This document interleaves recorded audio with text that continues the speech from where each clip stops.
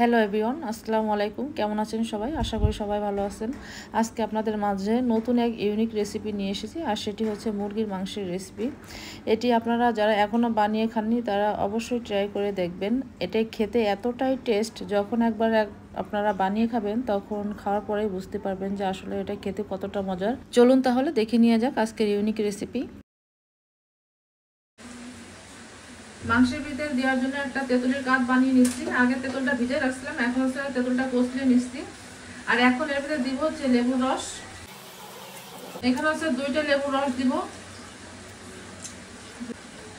ছোট ছোট 2টা লেবুর রস এর ভিতরে দিয়ে দিব। খুব বেশি বড় না, এর জন্য হচ্ছে ছোট ছোট 2টো লেবুর রস দিলাম। আর যদি অনেক বড় থাকে সেক্ষেত্রে আপনারা একটা লেবুর রস দিয়ে দেবেন এর ভিতরে। লেবুর রস আর তেঁতুলের কাপটা একসাথে মিক্সড করে নিচ্ছি ভালো করে। এখানে নিচ্ছি হচ্ছে মুরগির মাংস, আর মাংসগুলো আমি খুব বেশি বড় বড় করে কেটে নিইনি, মানে মিডিয়াম সাইজের মাংস কেটে নিচ্ছি। আপনারা চাইলে এখানে আপনাদের পছন্দ অনুযায়ী মাংসটা কেটে নিতে পারেন। এখন এর ভিতরে হচ্ছে মশলা দিয়ে দিব। মাংসটা আগে মেরিনেট করে নিব, তার জন্য এখানে প্রথমে দিচ্ছি হচ্ছে আদা বাটা, রসুন বাটা, কাঁচামরিচ বাটা। এখন দিব এর ভিতরে হচ্ছে লবণ, হলুদের গুঁড়া, মরিচের গুঁড়া। এখন দিব হচ্ছে তেঁতুলের কাঠটা, সবটুকুই দিয়ে দিছি এখানে। আর দিব হচ্ছে ভাজা মরিচের গুঁড়া। এখন হচ্ছে মাংসটা ভালো করে মাখিয়ে নিব।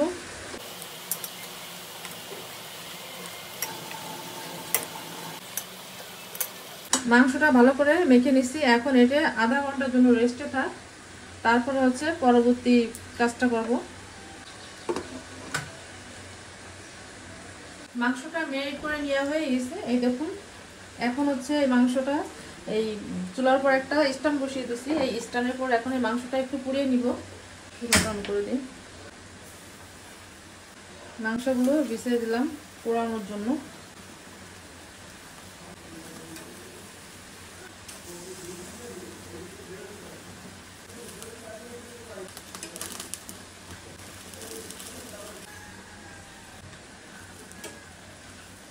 মাংসটা কিন্তু খুব বেশি পোড়াবো না, তাই মাংসটা একটু বারবার উল্টে পাল্টিয়ে দিব যেন একেবারে পুড়ে না যায়।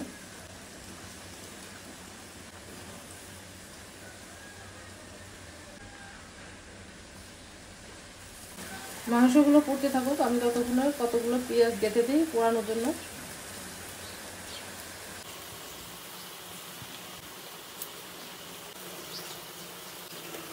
এগুলো এর ভিতরে দিয়ে দিলাম, এগুলো ভালো পুড়ে যাবে।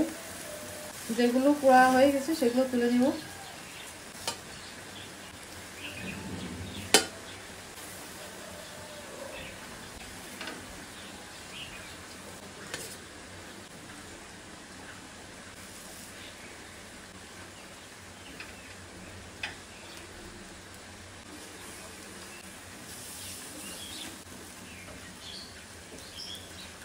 পেঁয়াজগুলো একটু উল্টে পাল্টে দিতে হবে, এক সাইডে কিন্তু বেশি পুড়ে যাবে যদি উল্টায় না দেওয়া হয়। এই পেঁয়াজ পোড়ানো হয়ে গেছে, আর পোড়া দিব। তার সাথে হচ্ছে রসুন আর হচ্ছে 2-3টে পেঁয়াজ একসাথে হচ্ছে পোড়াই নিব।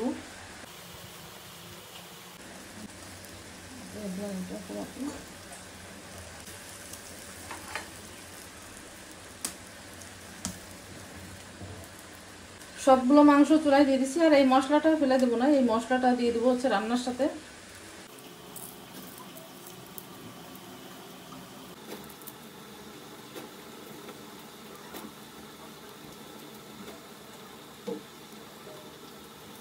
মাংসগুলো সব পুড়িয়ে নেওয়া হয়ে গেছে। এখন রান্নার জন্য চুলায় কড়াই বসিয়ে দিচ্ছি। এখন দিয়ে দেবো হচ্ছে সরিষার তেল। এখন এই তেলের ভিতরে দিব হচ্ছে তেজপাতা, আর এখানে আছে গোটা গরম মশলা। এখানে আছে এলাচ, দারচিনি, লবঙ্গ, কালো গোলমরিচ, কাবাব চিনি আর হচ্ছে শাহি জিরা। এগুলো সব দিয়ে দেবো ভিতরে।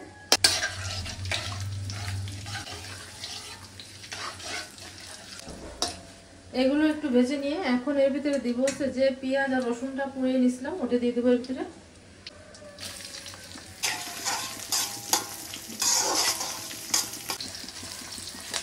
এগুলো একটু হালকা ভেজে নিব। এই সব কিছু একটু ভেজে নিয়ে এখন এর ভিতরে দেবো হচ্ছে মশলা। এখানে হচ্ছে কাঁচামরিচ বাটা দিয়ে দিলাম, দিলাম সামান্য একটু রসুন বাটা, আদা বাটা, বাদাম বাটা, এটা হচ্ছে চীনা বাদাম বাটা, ধনিয়া আর জিরা, মানে এই ধনিয়া জিরা হচ্ছে ভাজা ধনিয়া জিরা একসাথে গুঁড়ো করে দিছি। এখন এর ভিতরে দিব হচ্ছে লবণ, আর লবণটা একটু কমিয়ে দিব যেহেতু মানে মাংসটা যে মশলা দিয়ে মেরিনেট করে মিশলাম ওই মশলাটা হচ্ছে এই মশলার ভিতরে দিয়ে দিব, এই জন্য হচ্ছে লবণটা একটু বুঝিয়ে দেওয়া লাগবে। এখন দিব হচ্ছে হলুদের গুঁড়া, মরিচের গুঁড়া, আর এখন দিব হচ্ছে কাশ্মীরি মরিচের গুঁড়া। এর ভিতরে একটু পানি দিয়ে দিব, আর এটা হচ্ছে ওই যে ব্লেন্ডার দিয়ে আমি মশলাটা পেস্ট করছিলাম ওতে দিয়ে পানি দিয়ে দিলাম। আর এখন দিয়ে দিলাম হচ্ছে সেই মশলার পানিটা। এখন এইগুলো খুব ভালো করে কষিয়ে নিব,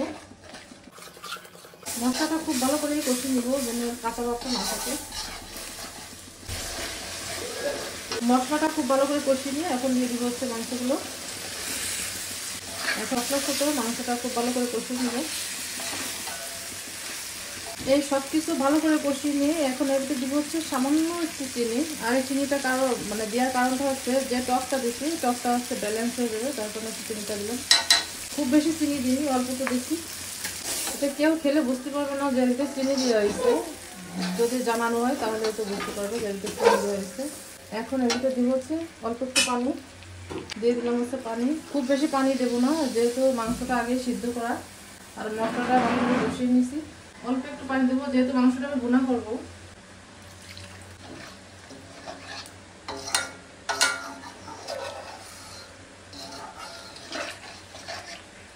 এখন হচ্ছে মাংসটা ঢেকে দিব রান্না হওয়ার জন্য।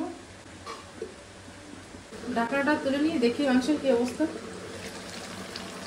এত সুন্দর একটা স্মেল হয়েছে। এখন এর ভিতরে দেবো হচ্ছে টমেটো সস,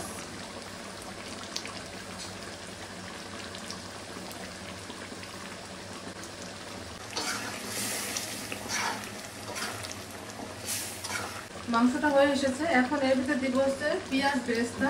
এই পেঁয়াজটা আমি আগে ভেজে রাখছিলাম ওটা এখন দিয়ে দিলাম।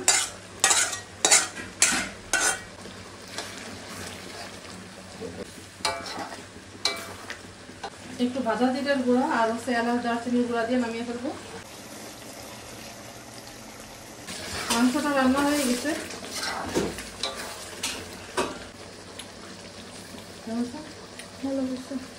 চুলাটা অফ করে দিলাম, রান্না হয়ে গেছে। দেখাবো